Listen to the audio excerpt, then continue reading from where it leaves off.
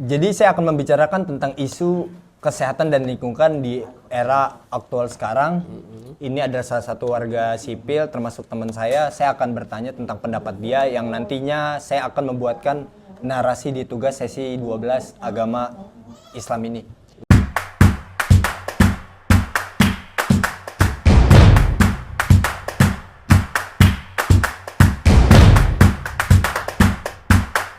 Jadi bagaimana pendapat Mas tentang isu kesehatan dan lingkungan di masa sekarang?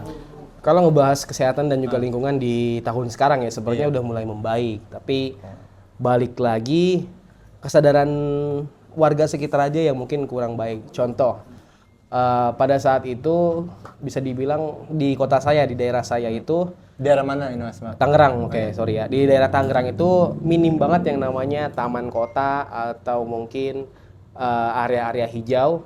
Tapi sekarang jadi mungkin agak terbengkalai kali ya, gitu. Jadi menurut Bapak di masa sekarang ini tentang kesehatannya bagaimana Pak? Kalau tentang kesehatannya? Kalau tentang kesehatan ya, balik lagi alhamdulillahnya sekarang udah mulai membaik. Cuman ada beberapa yang nggak terjamah sama program kesehatan dari pemerintahan. Sebenarnya kalau dibilang untuk kesehatan di zaman sekarang itu alhamdulillahnya sudah mulai membaik ya. Contohnya kayak saya aja nih, udah terlalu berlebihan sih sehatnya.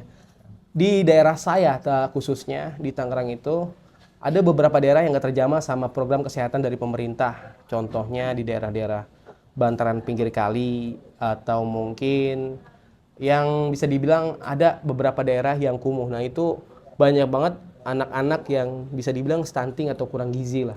Tapi di era maaf Mas Gibran sekarang kira-kira menurut Anda pendapat Anda tentang makan siang gratis ini bagaimana? Sebenarnya kalau Efektif nggak nih? Efektif. Dibilang efektif pasti efektif, cuman karena baru beberapa bulan jadi mungkin nggak kelihatan gitu ya, belum kelihatan apa hasil dari gerakan dari Gibran dan juga Pak Prabowo ini. Gitu. Jadi menurut Mas maaf untuk mencegah kesehatan dan lingkungan agar ada peningkatan perbaikan lah gitu. Karena kan masyarakat kita yang kita lihat adanya stunting di zaman sekarang kan otomatis tadi yang Mas bilang juga tentang lingkungannya kurang kurang dirawat lah. Iya. Kurang dirawat oleh masyarakat sekitar. Sekitar. Menurut Mas, kita harus nggak sih kasih edukasi kepada masyarakat tentang pengelolaan taman yang sudah dirilis oleh pemerintah? Pastinya ya. Karena memang pemerintah udah memfasilitasi, tapi memang terkadang dari oknum pemerintahan ataupun dari warganya emang sama-sama nggak rawat. Jadi yang tadinya itu taman untuk penghijauan, jadi tempat-tempat yang bisa dibilang malah terbengkalai gitu. Jadi untuk dari pemerintahan ataupun dari warga ya, terutama mungkin RW, RT, mungkin sebaiknya ngasih edukasi ke warga biar supaya menjaga kebersihan lingkungan, karena kan kebersihan itu kan sebagian dari iman juga ya. Harusnya kayak gitu. Menurut Mas, bagaimana pendapat Mas tentang adanya motor listrik di era zaman sekarang? Kan otomatis tuh bensin berkurang gitu, kendaraan bensin berkurang, otomatis juga populasi polusi udara otomatis juga berkurang di daerah-daerah yang menurut saya udah besar gitu seperti Jakarta, Tangerang, dan Bandung kan.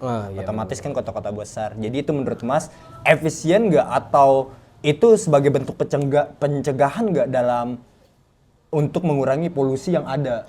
Sebenarnya kalau dibilang efisien atau enggak agak kurang ya, karena alangkah baiknya itu warga-warga atau mungkin kayak anak sekolah, para pekerja, mungkin lebih baiknya itu pakai angkutan umum kayak kereta, bus kah.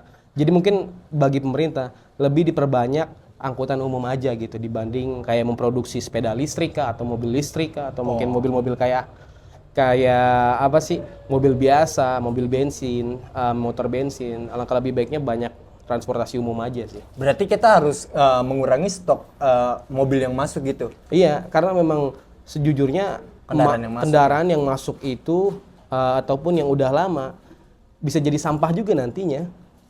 Itu. Jadi itu bentuk dari pencegahan polusi udara di daerah kota-kota besar. Kota-kota besar. Sebenarnya udah banyak juga sih alhamdulillahnya yang naik kereta atau Karena itu akan mengurangi dampak dari kesehatan juga gitu. Nanti kesehatan kita mulai membaik nih. Tapi kan untuk di era sekarang nih yang menurut saya banyaknya gedung-gedung besar, terus ada juga kita udah berkembang lah. Itu otomatis tumbuhan-tumbuhan untuk pelestarian itu sedikit berkurang dong. Tumbuhan-tumbuhan yang hadir pasti untuk berkurang. Nah, itu bagaimana menurut pendapat Mas? Sebenarnya balik lagi ya, kalau misalnya dibilang kota Jakarta ini udah padat penduduk dan ruang hijaunya agak sedikit, mungkin itu kenapa alasan Pak Presiden Jokowi sebelumnya memindahkan DKI itu, maksudnya memindahkan ibu kota ke daerah Kalimantan, mungkin itu karena di Kalimantan tuh daerah hijaunya kan banyak, mungkin di situ dipindahkan. Kalau untuk di sini ya, kemarin aja kan ketika pas ada hujan atau gimana ya, pas masalah COVID ya, pas masalah COVID itu ketika jarang banget ada orang yang keluar, jarang ada motor keluar, mobil keluar, itu udara di Jakarta kan agak mulai membaik. Polusinya nggak ada gitu loh. Oke, terima kasih Mas untuk wawancaranya. Iya, sama-sama. Sekian.